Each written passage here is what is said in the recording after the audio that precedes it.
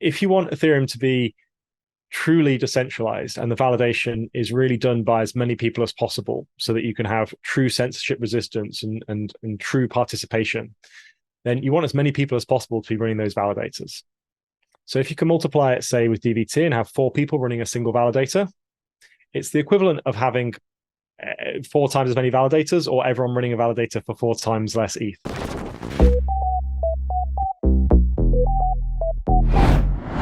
Hi, this is Derek Rickert. I'm here with Blockswap Buzz. Today, joining us, we will have Eridian from Hi a there. few different places. He's all over the Ethereum ecosystem, working in DV and ETHstaker and all these different places. Eridian, how are you? Yeah, I'm great. Thanks for having me here. It's good to have this chance to talk in a bit more long format to talk about everything DVT and Ethereum staking. Yeah, that's great. So, could you start us off and give the audience a little bit of an idea of who you are and what it is that you do? Because I know that you're kind of all over the place. You're touching a bunch of different projects. How would you describe what you do? Yeah, so I'm involved in anything Ethereum staking that's about community staking. So anything that involves getting validators into people's homes and staking, solo staking.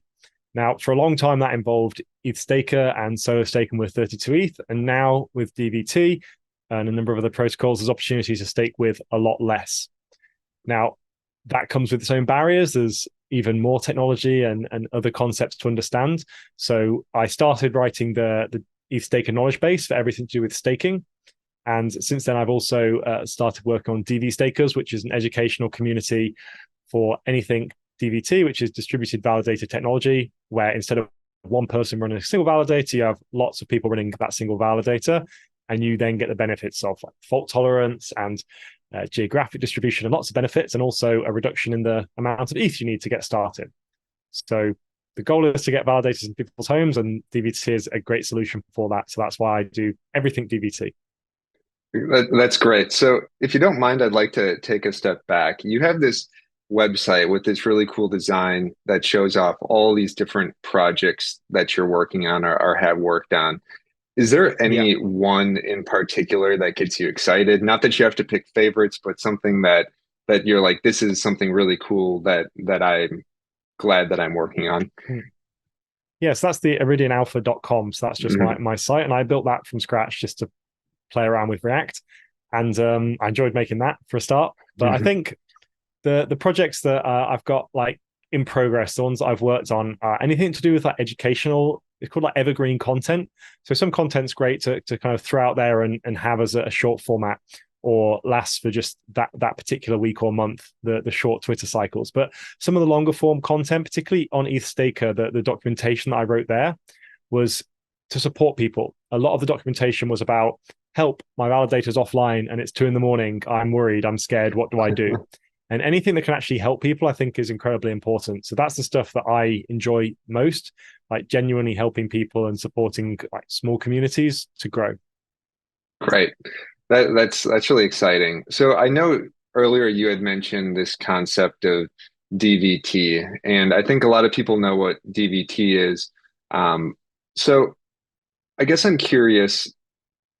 There's this concept of the gold standard in Ethereum being solo staking and being a solo validator to add to decentralization.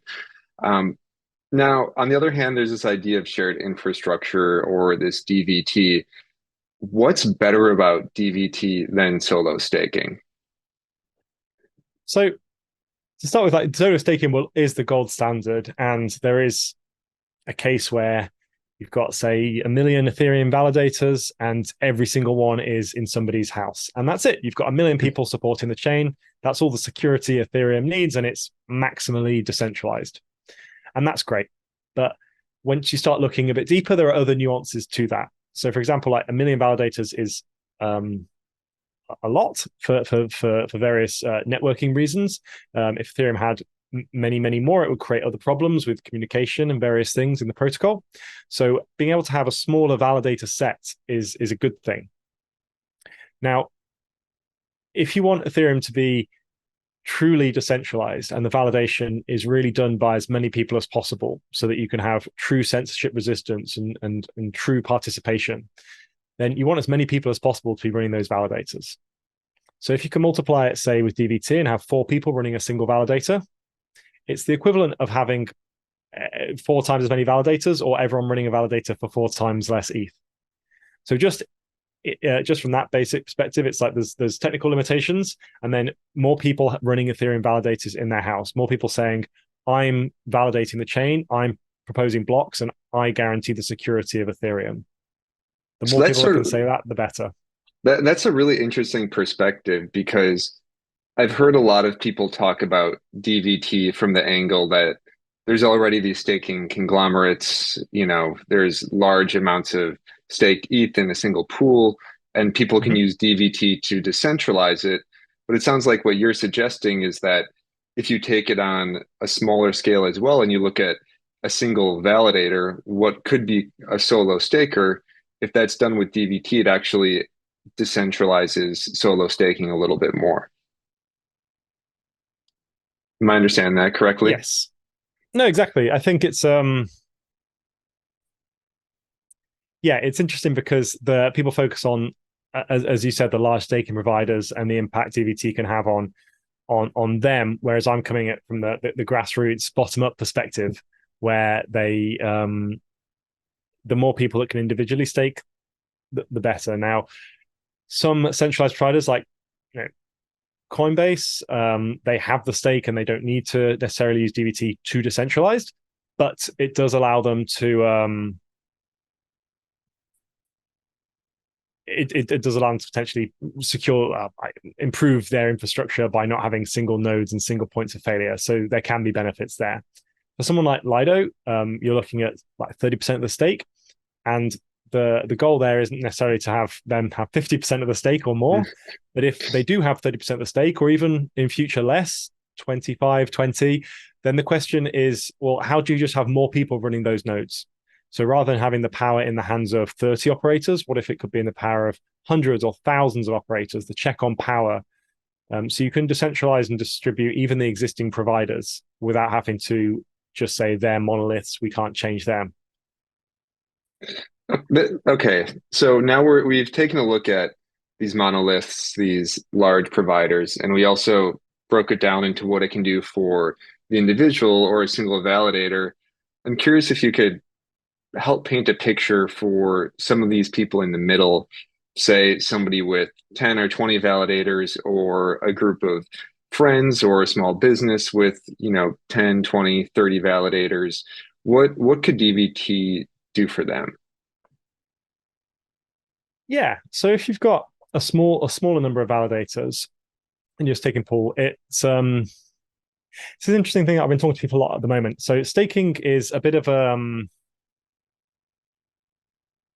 it's a scale problem. So if you're running 8,000 validators, like some of the Lido operators have, that's great. You need X amount of infrastructure to run 8,000 validators. But the problem is you also need the same amount of infrastructure to run 800 validators, but you get paid 10 times less. And then once you start getting into the nuances of 40 validators, as you were saying, like those kind of numbers, then it gets even more difficult. Because if you're just running 1 or 2, then maybe, as I've said in the stake knowledge base, it doesn't matter about it doesn't matter if you're offline. You can say, oh, don't worry if you're offline for a day or two, because you probably won't propose a block. But once you've got 40 validators, like maybe you will propose a block, and it's 40 times more likely. So the argument of don't worry too much isn't as valid. So then you start to look at DVT as an amazing way to increase liveness and effectiveness by saying, well, actually, you don't have to have the crazy multi-infrastructure of like some AWS big staking provider. You could just have 4 home stakers. And if one of them's offline because there's a power cut or something goes wrong, you could comfortably run 40, 100, 200 validators using that setup. And the liveness would look just as good as someone running on AWS, except they wouldn't have the infrastructure cost. Got it. So I guess I'm curious, there's so many different, places that people can use DVT, or there's really, I guess, a handful, I should say. There's Obol, there's SSV, Diva, SafeStake. How do you see the differences between these? Are some significantly better than others? I'm sure you've worked with a few of the different ones. How do you draw the comparison? Do some have particular use cases that you think make sense for a particular group of people and others for other groups of people, or is it just as long as people are using DVT, it's okay? So this is something that, yeah, everyone's been asking, and I was trying to think of a good analogy for all the different protocols with Obol and SSV and Diva as the three key ones right now. And I think one of the key things with that that I've been looking at is, and I'm currently writing an article on it that I'll be sharing in the next few days or the next week that breaks down in great detail the differences between the three. Great. We'll share a link with that in the YouTube description for everybody. Yeah. That'd be great, yeah. So the key thing, the way I've been describing it is to say, if it's a spectrum, you've got Obol. Obol's like having a private car, and you say, hey, I own this car, it's my car. I've got 3 friends, and I want you all to get in the car with me, and we're going to go somewhere. And that's what Obol is. It's like a private network, a private closed, it's your car, you control everything about it. You say, hey, who wants to come in the car? It's my closed group. You will agree, you will get in. Now, SSV is a bit more like Uber, where you have a car and people have a car, but you join up through a network. You go onto the app and you say, well, who do I want in my car, or which cars do I want to get into? It's a network where you say, well, I've got lots to choose from, and I'll pick the one that's cheapest or best for me. And SSV has different benefits. Some people might want the complete closed system. Some people might want the more open network.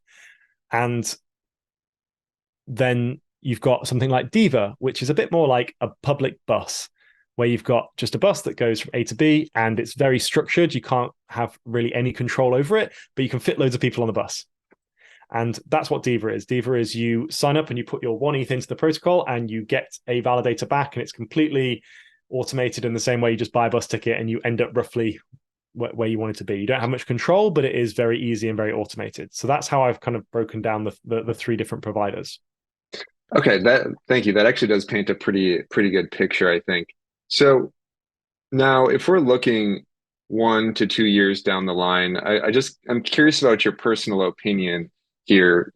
Earlier we were talking solo staking's the gold standard, but if most of the stake starts to come through this DVT technology because people want the uptime, they want this resiliency, they want the security that it brings, are you okay with that from the eyes of Ethereum, to have everything going through DVT, even if it's multiple providers? Where do you stand on that? So when I first learned about DVT, I was of the opinion of like, boo, it's middleware, it's terrible. And there are ways you can kind of feel better about that. For example, you can say, well, oh, if you've got the full key, don't worry. Like, it's nice to split it between 4 people, but if Obol suddenly disappeared tomorrow, you still have the full key and you just go back to normal Ethereum validation. Right. That's an option, but then you start getting into issues with like DKGs, which is distributed key generation, where nobody owns the whole key, and it's actually spread out. And if let's say you've got a 3 out of 4 thresholds, and 1 or 2 of them go offline or just walk away or disappear or their computers crash, you then lose the entire key. So what does that mean for Ethereum, and what does it mean for reliance on this middleware? Well, the way it's built, depending on which client specifically, it's like having another beacon chain client. It's like having another Teku or Lighthouse. So in that respect, those could have been seen as single points of failure, except that we have client diversity and we have lots of different clients. Now, even inside of that client diverse client ecosystem, we still have issues. We still have issues with majorities. Lots of people were using Prism, even though there was other options, and then now it's Prism Lighthouse, and there's various things. So I think anything when it's new and early on, I think it tends to balance out based on the weighting. So I would say that Ethereum is really good at self-balancing, and when something becomes a problem, it solves itself. And or like people rise to the occasion and solve it. And what I mean by that is that yes, when DVT is 0.1% of the Ethereum stake, it will be super risky single client. What if it fails? But by the time DVT gets to 20 or 30 or 50% of the stake being used, then I would imagine it will be the same as it is now with client diversity, where you have DVT clients proliferating because they are built on similar standards, and anyone could use their own DVT protocol, to the point where some protocols like SSV are completely open source and anybody could fork it tomorrow and use the code completely themselves. So now that we've talked about all the stuff that's great about DVT, what isn't to like about it? What are things that, maybe people might be a little hesitant towards, or could cause some issues? And I know that this is kind of broad because, as you said, there's the city bus and there's the private car and there's the Uber. Maybe particular ones have some issues that could come up or could cause some failures, or could just in general you don't like certain parts of DVT. So it's still very early in the technology to know what the limitations are going to be at scale. Because right now, a lot of the testing has been done, and it's like, yeah, DVT works great if you're all in the same data center and you're all next to each other. But what about when you start looking at, well, you've got someone in Australia and someone in the UK and someone in America and someone in Africa, which is what DVStakers, we're running DVT nodes like that right now. And we're starting to run into issues of, say, latency issues where the chance of you proposing a block and the delay between you all agreeing on it. So if I propose a block and say, hey, everyone, here's my block, do you all agree? By the time that they say, yep, we all agree, we all sign it, it might be too late and Ethereum won't get the block in time. So that'll seem as a missed block. So these are other concerns that I have right now, and those could be improved and will hopefully get less over time. And some protocols like Diva might have solved this completely by having a very large number. They have 16 people in a cluster, which may help with this solution. It may smooth it out to make it less spiky because people might be, on average, closer together. So these are some of the issues that won't necessarily come up until they happen in production. But you can imagine a world where there's two angles to it. DVT can make validators more effective because there's two parts to it where you can either just be online more, which is great, so therefore you attest more often, and you propose blocks more regularly without missing them from that perspective because you're always online.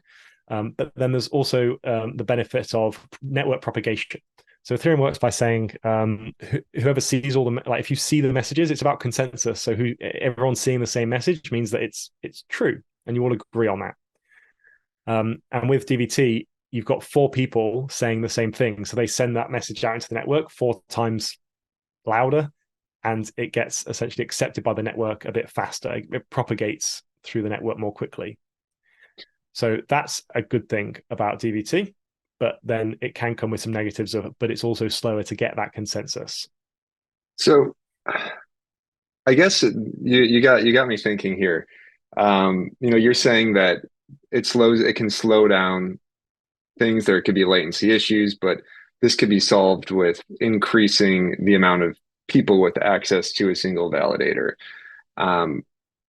How far could that be pushed? Could this key be split 100 or 200, 300 times? Eventually you split it enough times, it starts to centralize because, it's the same operators running all the validators. But like, how far would that be pushed, or would there be no advantage to splitting a key that far? So from a technical perspective, but right now, to do with like the way the networks work, it's not beneficial. 16 is the biggest clusters that I've seen. I wouldn't. The main reason is you're paying people for that. So the economics don't make any sense. Like if you've got one validator, it makes, let's say, I don't know, 1 ETH a year, for Hmm. example. If you split that between 4 people, then you all make a quarter of an ETH a year. If you split that between 200 people, then maybe it's not as advantageous. Well, I guess what I'm Economically. thinking is, if you're splitting, if everybody has five validators and you split the key 100 ways, well, then, each person would still have the revenue of five validators. Thinking about it Yeah. from the perspective of scaling it that way, rather than saying, I guess one validator over, 100 people, like you said, I doubt you get over the electricity costs and the node operation costs. But if you start to bring in more validators, maybe it makes sense, or maybe this is, a crazy idea. No, it's not. It's the natural progression. So EtherFi are doing this slightly. So in the Operation Solo Staker, um, we're each getting the equivalent of 5% of 3 validators, but there's 4 people in a cluster, so the cluster's running 12. So it's what you're saying, just on a scale of 12 validators in the cluster paying each person. Now, at scale, I guess it just comes down to network overheads and the requirements to get consensus. So if it depends what problem you're trying to solve, because if 16 is 99.999% effective, what benefit is there going to 32 or 64? So that's more. If you look at, there's some calculations that Diva have done to do with like chances of missed duties based on the number of people, and if you're like offline at random intervals and various things. um that's that's what they've looked into, and my understanding would be the overhead wouldn't be worth it, because you'd be sending thousands of messages per validator, which wouldn't make any sense, but mainly because I don't see it having any actual benefit to the network, because It sounds like what you're saying is there'd be both diminishing returns, or and it'd be like a diminishing advantages, and at the same time, the cost of sending all these messages would go up. So you'd actually see a negative correlation between the amount of splitting and the revenue from these validators. yeah, the revenue is past. Like I said, I also, like, if you're trying to optimize for not people running on super hardware in AWS, sending the minimum number of viable messages to make the system work is what you're looking for. It doesn't need to be absolute perfect, never missing a block or never missing anything. It just needs to be robust enough while being decentralized. And this is the whole, blockchain trilemma, right? It's how do you actually make it work? And I think that if you went up to the upper realms of like, we'll just crank it up 10x, then you're getting into the whole like, well, let's just make Geth 10 times faster and call it a different like L1. It's the same solution. You can do it, but it doesn't necessarily solve the initial problem you're trying to fix, which is how you get more validators into people's homes on lower internet connections while they're also trying to watch Netflix. Right. Okay. That makes sense. So, thanks for indulging that thought. Um, so you've mentioned a couple times DVStakers. Do you want to share a little bit about what that is? What the vision is, what you're trying to do with this? Yeah. Yeah. So DVStakers started out as just a can we do this? And it Mm. was there was all these different DVT protocols, and I sat down with my friend who helped me write the Staker knowledge base, Space Cider in Australia, and it was like we were both running our mainnet validators at home, and the conversation was, "Wow, I really wish that I could be offline and not have to worry, or I really wish that we could use each other's infrastructure and it wouldn't cause downtime." And even without DVT, we started doing that right away, because there's an interesting thing with beacon nodes and execution layers is that if you run a validator on a machine, you point it to a beacon node. But that beacon node doesn't have to be on the same machine. It tends to be, and people assume it does, but you can actually point it anywhere. And I've had, while he had a power cut or some downtime with one of his machines for a few days, I had his mainnet validator pointing from Australia to the UK, just happily using my machine. And that's not necessarily DVT because it's not distributed validation, but it is redundant beacon nodes, redundant chains. And that was the starting point, because DVT isn't ready for mainnet yet, but it did open the door to say, well, how can we put this further? Could we have it so that we have clients running in Australia and the UK and America, and we don't have to give up sovereignty of our keys, but we can allow each of us to support each other when we're offline. So that was the original goal. So that's very interesting. So you were finding other methods for redundancy prior to DVT. It's or before it's on mainnet anyways. You guys were able to kind of circumvent some of these issues. So where's DVStakers going? What are you trying to do? Yeah, so I was writing about this today actually. So DVStakers is it's an educational community. So in the same way that ETHStaker promotes Ethereum staking and solo staking, DVStakers is a complementary educational community for people that specifically want to learn about DVT and what it takes to stake with less ETH than 32. Now, there are a lot of options coming up from that, and I also just worked on this staking directory, which is a site which contains everything staking, and that's still a work in progress, and we're still reviewing and working through all the information on that. But for me, that was a great way to just visualize, wow, there are so many staking providers, some using DVT, some not yet. And it's a lot for a single organization like ETHStaker to cover.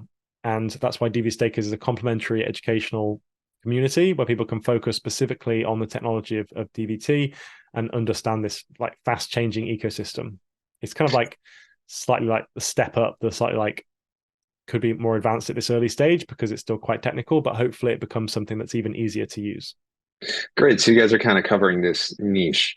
So yeah. Now you also mentioned the staking directory, which I've seen. It's this pretty cool website, if nobody else has been there, where it lists all these different staking protocols and hardware and just things that people can use for staking ETH. Was this your idea? And why did you decide to bring it to light? The staking directory, sorry, specifically. Yes. Yeah, specifically. Yeah. Yeah. So staking directory was well, because it bothered me that the resource didn't exist, because I had done all this research on every staking provider and all the different LSTs. And there was some resources that had bits of information, but my main concern was that they were all like they all had an agenda. So they were like, hey, here's a list of staking providers, and look who's at the top, and it's them. Right. And which is fine. Like that's not negative on them, but there should be an impartial service, particularly something like L2Beat, which just explains all the L2s. Which was all the L2s, and I wanted to have something for staking. Now, it's hard because there's a lot of nuance with that. It's hard to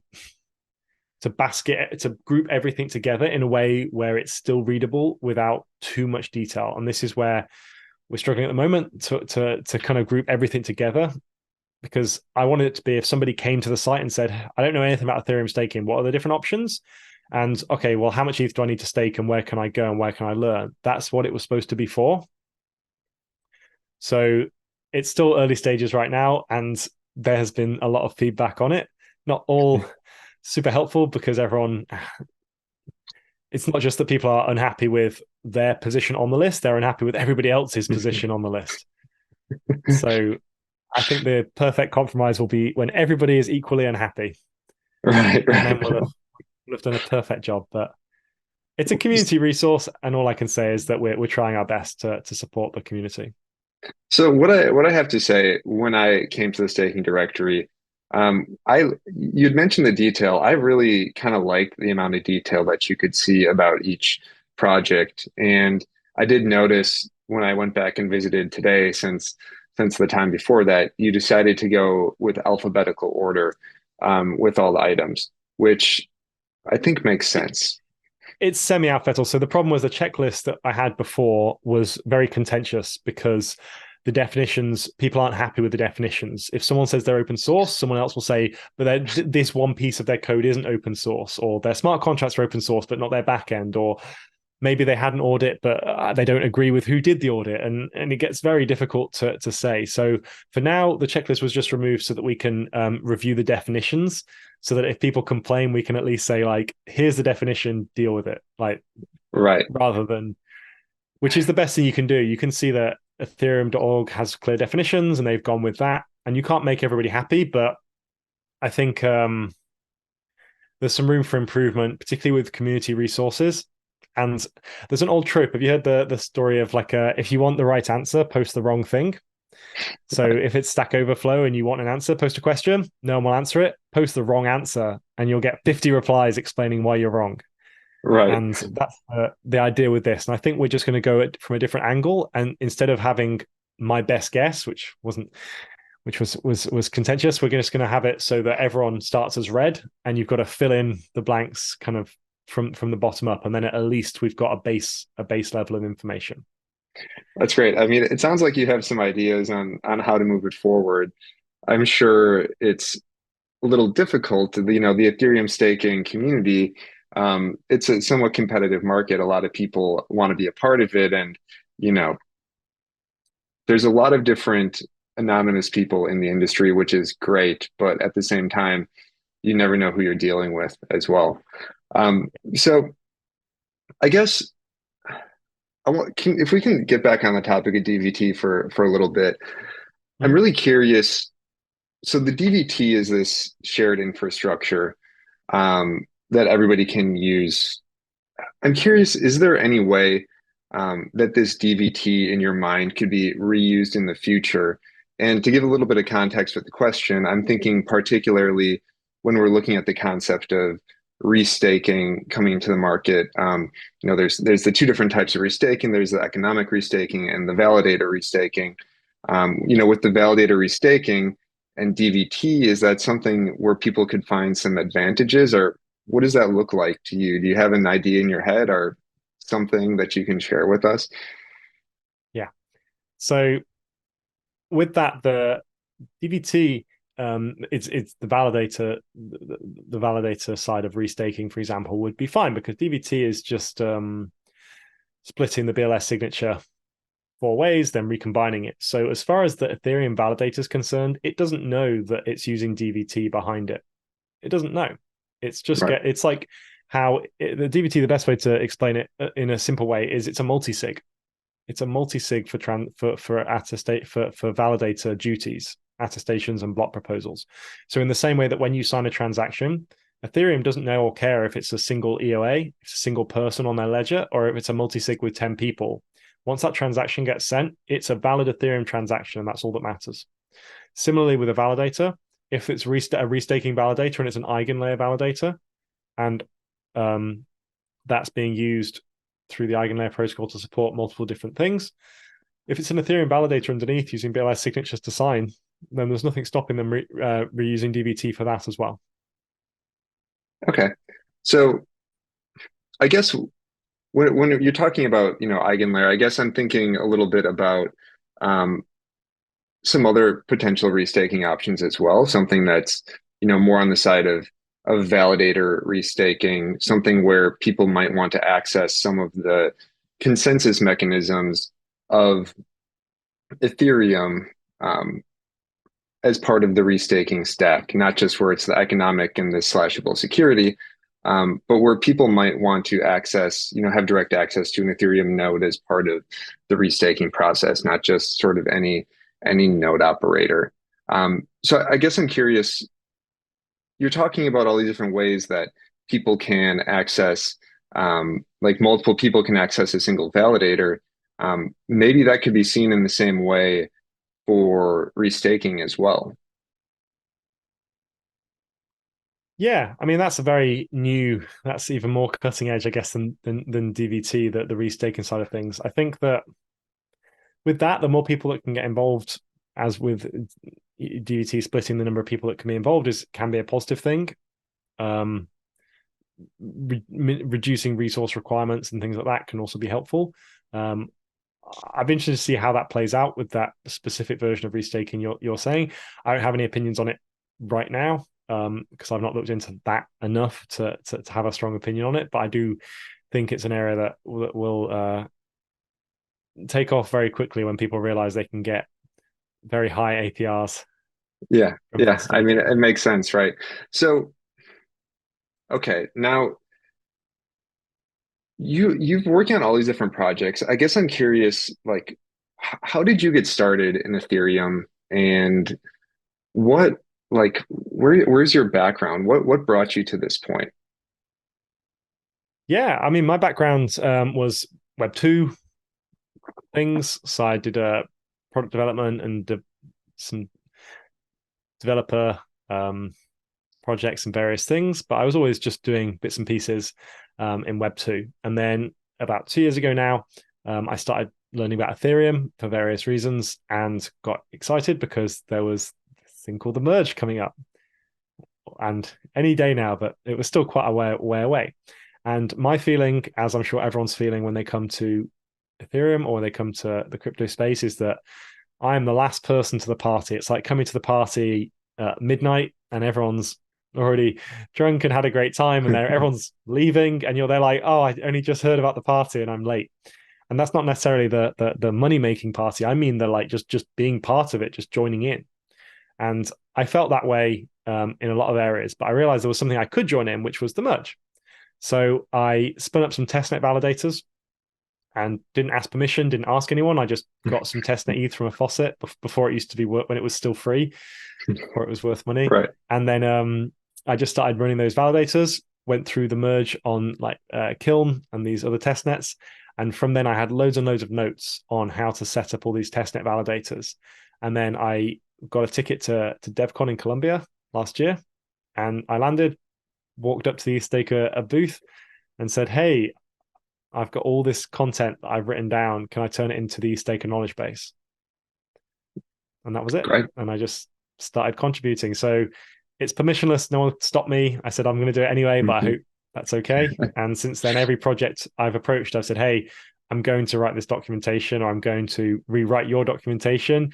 I hope that you're okay with that, but you can't stop me either. So Great. they've been very receptive. It's not been I've not done it in a negative way. I've just done it it's a really open, permissionless environment where if you want to help, you can. So what's next for you then? It sounds, you're contributing to all these projects, you're starting all these like brain children and putting up the staking directory and DVStakers and you're doing all of this cool stuff, but is this building into something bigger or are you going to keep putting out all of these public goods projects? Where do you see this going? Yeah, anything that's open source and public's good is what I'm really interested in. One of the reasons I left the Web2 world was I was so sick of the walled gardens building on platforms and marketplaces where they could change the rules and shut you down tomorrow. So that's one of the reasons why I liked Ethereum. It's like you are in control. And one of the reasons is that I'm so interested in the validation side and making sure this network is sustainable in the long term is because when I build things on Ethereum in the future, I want them to last. And the only way to ensure that is by making sure that it is a genuinely decentralized network that we're building on. So for now, I'm doing the groundwork to make sure that it's something that I can work on for the next 20, 30 years and be confident of that. That's great. So I have one more question for you. Um, from the point of view, if you're talking to somebody who wanted to get into Ethereum staking, where they've got a bunch of ETH, their technical knowledge, they can use a wallet, they can use Coinbase. What would you tell them? How would you get them started?